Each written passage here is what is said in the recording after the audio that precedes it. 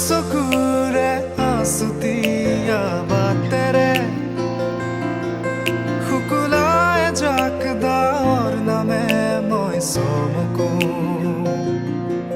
কপাহী চাদৰৰ সেমেকা আঁচলখনে